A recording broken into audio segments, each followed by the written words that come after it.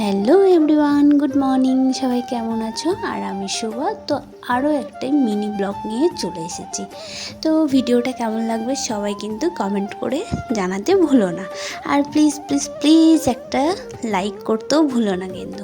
তো সকালবেলা উঠে আমার প্রথম কাজ হয়েছে বিছানায় বসেই বা নেমে আগে ঠাকুরকে প্রণাম করিনি, তারপরে তো সারাদিনের যুদ্ধ লেগেই রয়েছে। আর এখন দিদি নেই, মা নেই, বাড়িটা একদম ফাঁকা ফাঁকা লাগছে।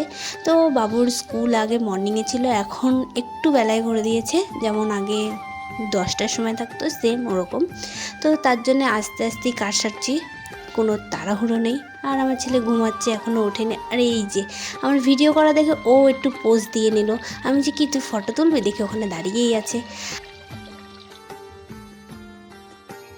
উঠোন ঝাড় দেওয়া হয়ে গেছে, আর এইদিকে দুয়ারে জল দেওয়া হয়ে গেছে। আর যেই তো তোমাদের আগের দিনকে ঝাড় দেওয়া মোছা দেখিয়েছি, তার জন্য আজকে ভাবলাম যে বাইরের কাজটাই তোমাদের দেখাই। আরও একটা কথা দেখতে পাচ্ছ, বাড়িটা কেমন জঙ্গল হয়ে গেছে। আসলে বৃষ্টি হওয়াতে একেবারে এত বড় বড় ঘাস হয়ে গেছে, তোমাদের সেটা বলে বোঝাতে পারবো না। আর এই যে বাসন মাজাগুলো তোমাদের দেখালাম না, কারণ যদি তোমাদের ঠান্ডা লেগে যায় তখন কে দায় নেবে?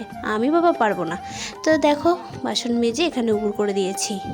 আর আজকের ওয়েদারটা একদম মেঘলা মেঘলা, যার জন্য জামাকাপড়গুলো বাইরেও মেলতে পারছি না, আবার ঘরে রাখলেও বিরক্ত লাগছে। বুঝতে পারছি না কি করবে। একটু বেলা হবে তারপরে আমি দেখি কি করা যায়।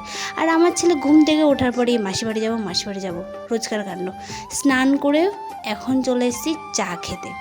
দেখো কত সুন্দর লাগছে আজকে আমার চায়ের প্লেটটা, দেখেছো? তো চলো টাটা।